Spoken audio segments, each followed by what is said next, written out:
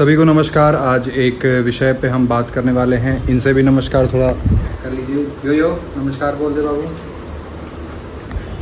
तो यो ने आपको नमस्कार कर दिया। अब हम बात करने वाले हैं एक ऐसे इंसान के बारे में जो कि ट्रैवल ब्लॉग बनाता है और मेनली वो ट्रेन की जर्नी करता है। और ट्रेन में अगर कोई इलीगैलिटीज़ होती है, किसी भी तरीके का करप्शन होता है, तो उसको वो अपने तरीके से दिखाता है, बिना किसी बहस के, बिना किसी टुच्चागिरी के, बिना किसी लुच्चागिरी के, बहुत ही अच्छे तरीके से, मतलब लीगल फॉर्म में उसको दिखाता है और भ्रष्टाचार रोकने और लोगों में जागरूकता फैलाने का एक काम करता है। अब ऐसे में क्या है कि हमारे देश में बहुत ही करेजियस लोग हैं जो कि गलत काम करते हैं और उसके बाद उन पे अगर आप एक्शन लेने की बात करते हो, आप किसी भी तरीके का उनका कंप्लेन करते हो, तो वो थर थर काँप जाते हैं। और जब उनको समझ में आता है कि जो उनका गोरख धंधा है अब वो बंद होने वाला है, तो ऐसे में वो कुछ इलीगल काम कर जाते हैं। जैसे इस लड़के के साथ, विशाल नाम है इनका शायद, इसके साथ ऐसा हुआ। मैंने इनका ब्लॉग देखा।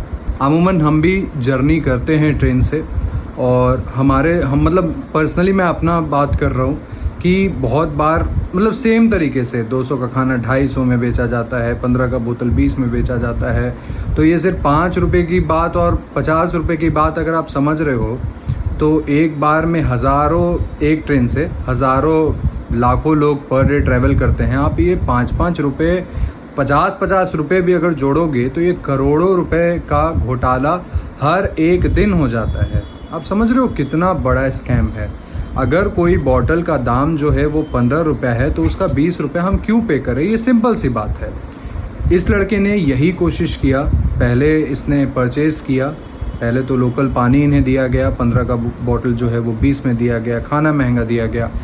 जब इन्होंने कंप्लेन किया तो पेंट्री से पहले कुछ लोग आए, इनको धमकियाँ मिली। उसके बाद इनका आपने देखा होगा पैर हाथ खींचने लगे। जो मैनेजर साहब थे उस पेंट्री के, पैर हाथ खींचने की कोशिश की। फिर बाद में उस मैनेजर का मतलब आप गट्स देखो कि इतना वो मार पीट पे उतर जाता है और वो इस ट्रैवलर से मार पीट करने लग जाता है, इसको मुक्के मारता है। आप देखोगे इसके यहाँ पर फट गया है पूरा। मेडिकल इसने करवाया, ये FIR भी इसने करा। अब आप सोचो कि जिस ट्रेन में हम ट्रैवल करते हैं वहाँ पे ये बोला जाता है कि RPF के जवान आपके लिए हमेशा तत्पर आगे हैं, आपकी सेफ्टी के लिए हमेशा आगे हैं। और ऐसे में सरकार ने जिन गुंडों को टेंडर दिया है, वही जब एक आम जनता के साथ मारपीट कर रहे हैं, तो वहाँ पे किसी को बचाने आना चाहिए था, किसी को प्रोटेक्ट करने आना चाहिए था, और ऐसा कुछ भी नहीं हुआ। ट्रेन में उस बंदे पे हमला किया, पेंट्री वालों ने मारा पीटा भी। कोई एक्शन हमने नहीं देखा कि RPF के जवानों ने लिया उस वक्त वो मार खा गया। अब बाद में यार आप क्या करते हो, कोर्ट के ट्रायल चलेंगे, उस पर केस होंगे, उसका जो लाइसेंस है वो रद्द होगा। और वो भी इस कारण से रद्द होगा क्योंकि ये मैटर मिलियंस ऑफ लोगों ने रीट्वीट कर दिया है ट्विटर पे। सारे बड़े बड़े चैनल्स ने इसको कवर किया, इस मैटर को दिखाया, मतलब टोटली मीडिया ने इस चीज़ को सपोर्ट किया है। तब जाके ये बात जो है वो सामने आ रही है, नहीं तो ये बात तो यार छिप जाता। अब ऐसे में हम जैसे अगर लोग जो अकेले ट्रैवल कर रहे हैं उन पे इस तरीके का हमला होता है, बाई चांस अगर वो गेट पे जाता, गेट पे उसको बुलाया जा रहा था, बाथरूम के पास जो गेट होता है वहाँ पे बुलाया जा रहा था, अगर वो लड़का वहाँ पे जाता और उस पर हमला करने, मतलब वो पागल के जैसा एक्ट कर रहा था जो पेंट्री का मैनेजर था, अगर वो बंदा इस बंदे को, विशाल जो बंदा, इस बंदे को अगर धक्का दे देता गेट से, तो आप सोच रहे हो कि 5-10 रुपये के मैटर के लिए एक लड़के ने कंप्लेन रजिस्टर्ड करवाई, भ्रष्टाचार को रोकने की कोशिश की, और इसके एवज में उसको ये मिलता है कि उसकी जान ले ली गई। क्या हम अपने कंट्री में ही सच को नहीं बोल सकते हैं? क्या हम अपने कंट्री में ही अपनी बात को ऊपर लेके नहीं आ सकते हैं? क्या हम अपने ही कंट्री में डर डर के जिएंगे?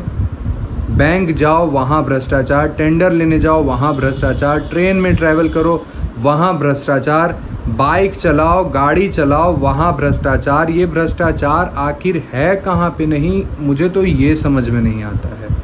मतलब मैं इस चीज़ को देख के क्या बोलूँ, देखो मैं ऐसा इंसान हूँ जो डरने वालों में से नहीं हूँ, लेकिन इन चीज़ों को देख के हमारी भी फैमिली है, हमारे भी भाई हैं, मुझे अपने लोगों के लिए तो डर लगता ही है यार। अब अपने लोगों के लिए डर कैसे नहीं लगेगा अगर ऐसे लोग मतलब हमारे आसपास हैं। और बहुत बड़ी बात ये है कि एक्शन लेने के लिए कोई है ही नहीं। अगर मान लो आप कि वो विशाल के जगह अगर कोई दूसरा बंदा होता, वो आपके पेंट्री वाले स्टाफ को ही धक्का मार के उड़ा देता ट्रेन से, फिर आप क्या करते? फिर तो आप बहुत स्ट्रिक्ट एक्शन लेते। मैं सरकार से यही गुहार लगाना चाहूँगा, यही बोलना चाहूँगा कि आम जनता की सुरक्षा का थोड़ा ध्यान रखें। आपको पैसे देकर कोई ट्रैवल कर रहा है, कोई फ्री ऑफ कॉस्ट ट्रैवल नहीं कर रहा है, टैक्स भी पे करते हैं, हम पैसे भी देते हैं टिकट का। उसके बाद अगर आप ये भ्रष्टाचार को बढ़ावा देंगे, ऐसे लोगों के खिलाफ ऐसा सख्त एक्शन लीजिए। आप ऐसा कोई रूल एंड रेगुलेशन बना दीजिए ना कि जिसके कारण से ट्रेन का जो पेंट्री में भ्रष्टाचार होता है वो हो ही नहीं। तो आपके बड़े बड़े पोजीशन से लेके छोटे छोटे पोजीशन तक ये पैसों की हेरा फेरी जो है वो हो रही है। इसी कारण से ऐसे लोगों का मनोबल हमेशा बढ़ा रहता है। अगर आप एक रूल बना दो, आप एक स्ट्रिक्ट एक्शन ले लो कि अगर कोई भ्रष्टाचार करते पकड़ा जाता है तो उसके साथ ऐसा ऐसा एक्शन हम लेंगे।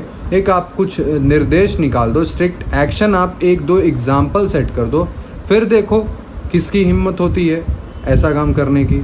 अब इस विषय पे आप लोग क्या सोचते हैं, एक बार कमेंट करके बताइए।